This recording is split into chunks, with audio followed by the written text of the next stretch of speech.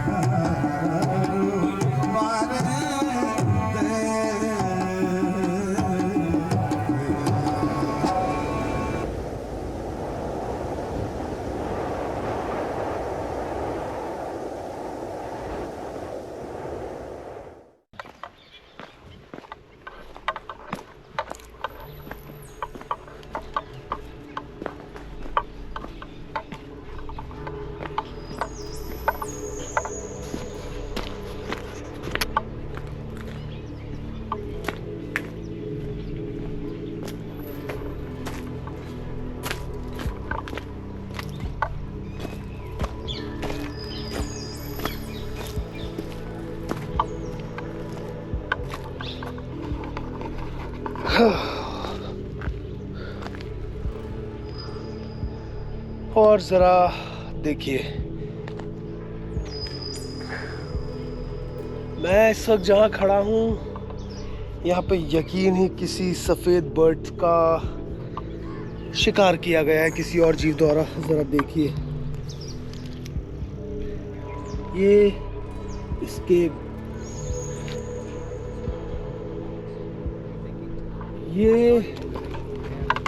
ये छोटे छोटे पंख जो अंदरूनी भी हैं और बाहर के भी, ये दूर तक बिखरे हुए हैं।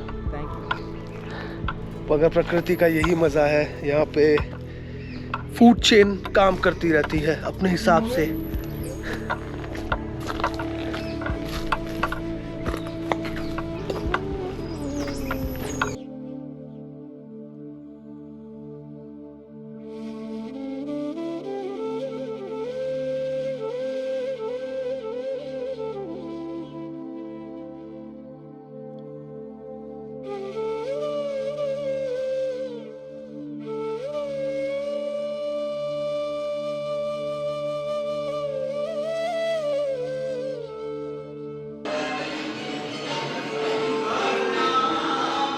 तो जैसा कि मैंने आपको बताया कि यहाँ ये एक अच्छा बर्ड वॉचिंग का पॉइंट है।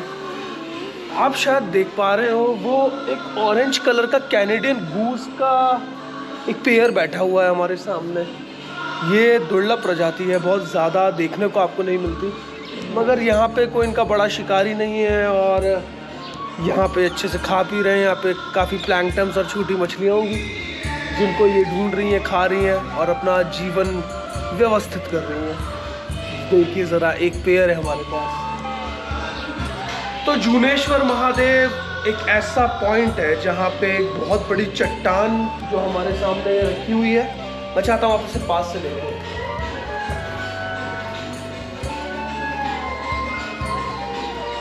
तो ये एक बड़ी चट्टान है, काफ़ी बड़ी चट्टान। और पहले जब यहाँ पे ये सब नहीं था तो इस चट्टान के नीचे किसी व्यक्ति ने, विशेष ने आकर भोलेनाथ को स्थापित कर दिया। और उसके बाद वो पूजे जाने लगे। मगर ख़ास बात यह है कि ये चट्टान काफ़ी बड़ी है, लंबी है, चौड़ी है और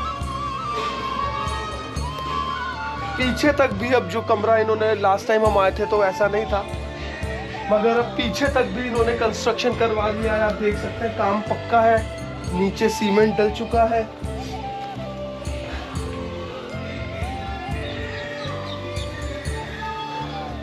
तो जरा देखिए, हालांकि आप इस शिला में वहां से भी एंट्री ले सकते हैं और आप यहाँ आ सकते हैं। हालांकि बहुत कंजेस्टेड हो गई, मगर मैं आपको बताना चाहता हूँ कि कैसे कई अधछुपे राज हमारे आसपास रहते हैं और हमें पता नहीं होता। जैसे कि एक शिला ये, जिसके नीचे इतनी स्पेस, और फिर एक शिला ये, यहाँ पे आसानी से कोई जीव रह सकता है, लंबे वक्त खा सकता है, पी सकता है, और यहाँ पे यकीनन कोई ना कोई जानवर रह भी रहा होगा। ये प्रॉपर एक केव है, ये प्रॉपर एक केव है और यहाँ पे पहले जानवर रहा करते होंगे।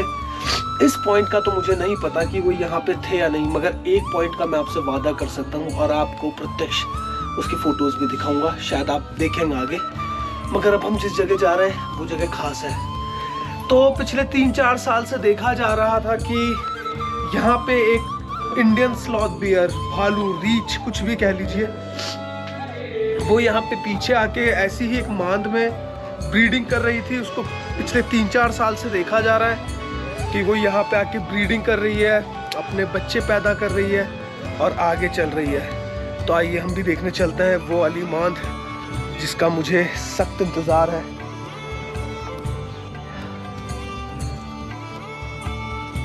मैं चाहता हूँ आप इसे अच्छे से देखें। जैसा कि मैंने आपको बताया कि और भी मांदे हैं यहाँ पे, जैसे एक मांद वहाँ पर है।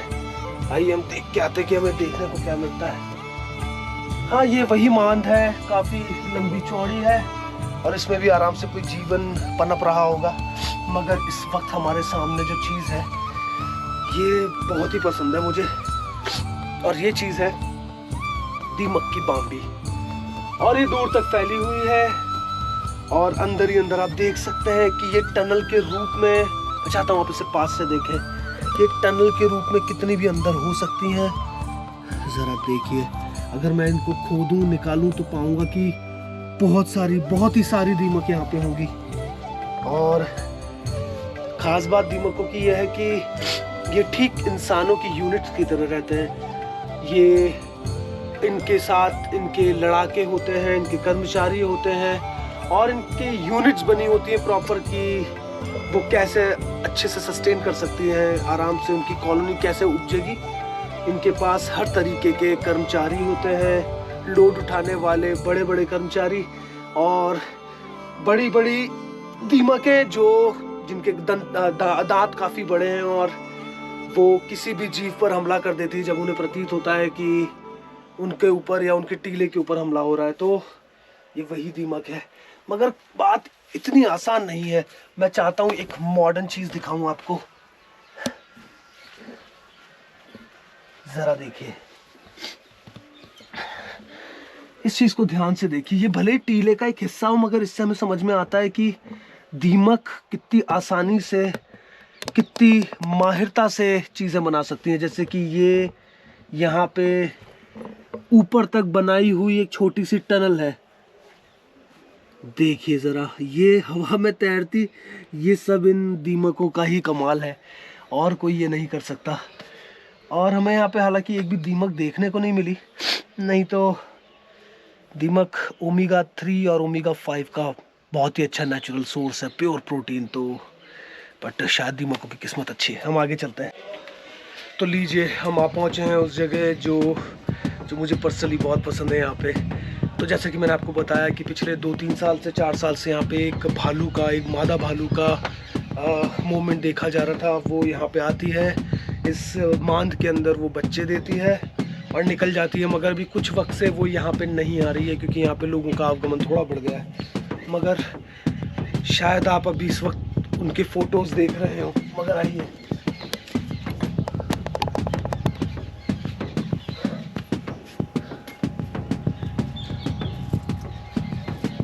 ये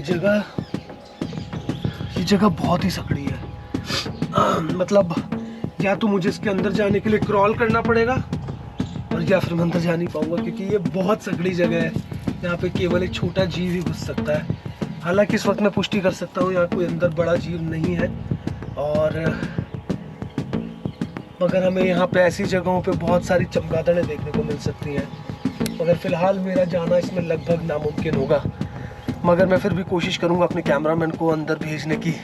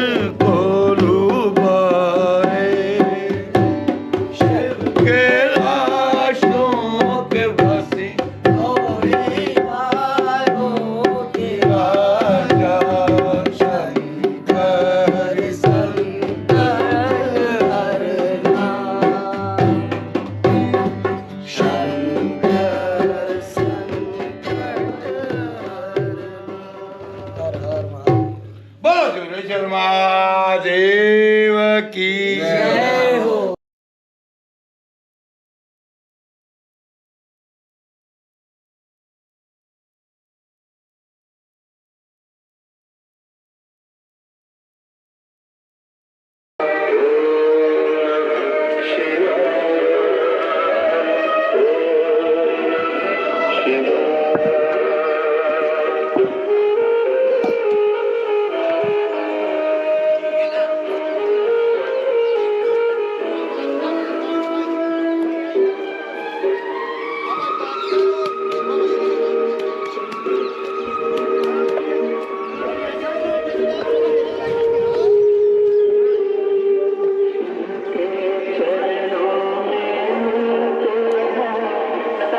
सूखे पठारी जंगल और उसमें बीच में एक छोटा सा पानी का छोटा सा स्रोत जो अब सूखने लगा है। ये जगह जब हम आखिरी बार आए थे तो इसमें लगभग आधा फीट पानी था, मगर अभी ये सूखा हुआ है। और ज़रा देखिए, हमारा यहाँ पे एक नया दोस्त बना था जिसका नाम किशन था। वो छोटा बच्चा था और ये टायर उसका है। I mean, वो इन घाटियों में, इन पत्थरों पे भी अपने टायर को दौड़ा रहा था। तो हम जब भी, खास बात ये है कि जब भी हम पानी के आसपास होते हैं तो हम कई चीज़ें समझ सकते हैं। अगर हमें थोड़ा सा भी ज्ञान है, हमें थोड़ा सा भी हम एक्टिव हैं इस चीज़ को लेके, तो हम कोशिश करेंगे कि कुछ जंगल में जाके कोई जानवर को ढूंढ सके, कुछ देख सके। फिलहाल आपको यहाँ पे ये सब देखने को मिल रहा होगा। ये वाइट पैटर्न्स हैं और ये स्केच है कई बर्ड्स के। कितनी अजीब बात है कि काफ़ी सारे स्पॉट्स वाइट है और काफ़ी सारे ब्लैक, और अचानक से हमारे सामने एक हुजूम आ गया है सरसों के मच्छर का। तो यहाँ पे इस वक्त काफ़ी बर्ड्स बैठे हुए हैं हमारे सामने भी। वहाँ पे कैनेडियन गूस का जो पेयर अभी हमने आपको दिखाया था वो वापस आ गया, उड़ के चला गया था। ये गूस जिंदगी भर साथ रहते हैं। अगर इनमें से एक कोई मर जाए तो ये अपने आप ही प्राण त्याग देते हैं कुछ वक्त में, या इनको वापस से जोड़ा बनाने में बहुत मुश्किल होती है। तो कैनेडियन गूस, और इसकी खास बात यह है कि इसका बहुत ज़्यादा शिकार किया जाता है पाकिस्तान में, इंडिया में, कई जगह। मगर अब सरकार की प्रतिबंध इतने सही हो चुके हैं कि अब इन जीवों को फिर से बचाया जाने लगा है। और कितनी शांति हुई, क्योंकि इस बीहड़ जंगल में पानी बहुत ज़्यादा नहीं है, और गर्मियों में तो पानी की स्थिति बहुत ज़्यादा ख़राब हो जाती है। कुछ वक्त तक पहले यहाँ पे जो डीपी थी बिजली की वो भी फूक चुकी थी, मोटर भी फूक चुकी थी। रिसेंटली सारे भक्तों ने मिलकर कुछ पैसे जोड़े और वापस से हर चीज़ का इंतज़ामात किया गया। मगर फिर भी पानी होने के बावजूद भी ये यहाँ का कल्चर है जो हम देख रहे हैं। और कल्चर ये है कि लोग अब भी इस छोटे से पानी के पोखर में नहा रहे हैं। ज़रा देखिए, हमारे भाई साहब यहाँ पे पोखरों में नहाए हैं, कपड़े धोए हैं और इसके बाद वापस पूजा अर्चना के लिए तैयार। आखिर क्यों ना हो, महाशिवरात्रि जो है।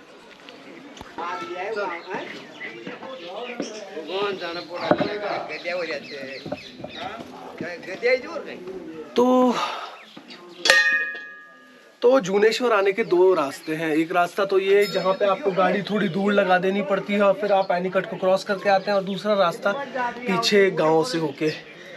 एक खास बात जो आपको दिखाऊं, ज़रा देखिए, ये कोई मात्र आम चट्टान नहीं बल्कि ये एक लिखावट है, पता नहीं कौन सी लिपि की। मेरे को ये चीज़ हमेशा अद्भुत लगती है, ये कमाल की चीज़ है। और मैं गारंटी के साथ कह सकता हूँ कि ये शिला ये यहाँ की नहीं है, इस पे कुरेदा गया है लैंग्वेज, और वो हमारे समझ के बाहर है।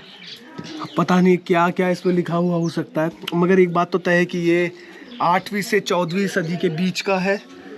और इसको यहाँ पे ज़रूर लाया गया होगा, क्योंकि ऐसा अगर ये निर्माण यहाँ का होता तो ऐसे हमें बहुत सारे पत्थर देखने को मिलते, मगर ये ऐसा नहीं है। ये ज़रूर कहीं से लाए गए हैं, कहीं शायद टूटे पड़े होंगे किसी खंडर में और वहाँ से लाके उन्हें स्थापित कर दिया गया। ठीक इसी तरीके से हमको यही देखने को मिलता है। जैसा मैंने आपको बताया, इसमें भी नृत्य करते हुए देवी देवताएं बने हुए हैं और वो शान से इस पत्थर पर अपनी खूबसूरती को निखार रहे हैं। ज़रा देखिए, तो वही जैसा मैंने आपको बताया कि ये पत्थर यहाँ के नहीं है, ये पत्थर आसपास के किसी खंडित मंदिर के होंगे, जैसे कि ये इस वक्त हमारे सामने एक और है। तो इनको लाया गया है और जब यहाँ पे कंस्ट्रक्शन कराया जा रहा था तब फिर उसके बाद ये यहाँ पे प्लेस कर दी गई, स्थापित कर दी गई।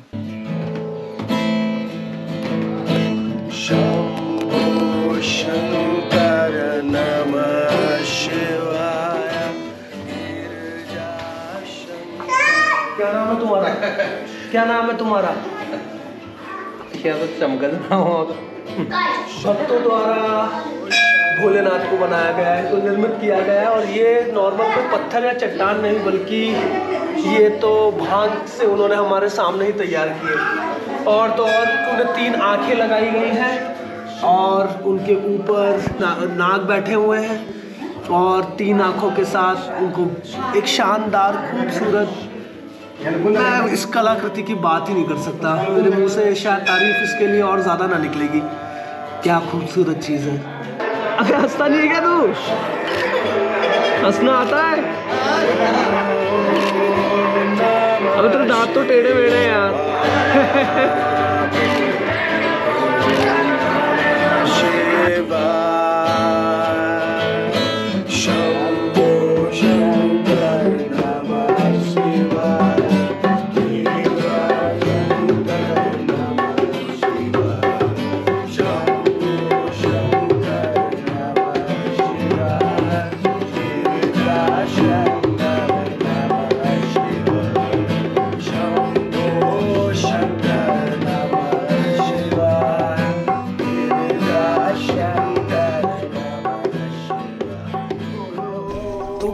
वाइल्ड इन इंडिया का ये अध्याय आपको कैसा लगा?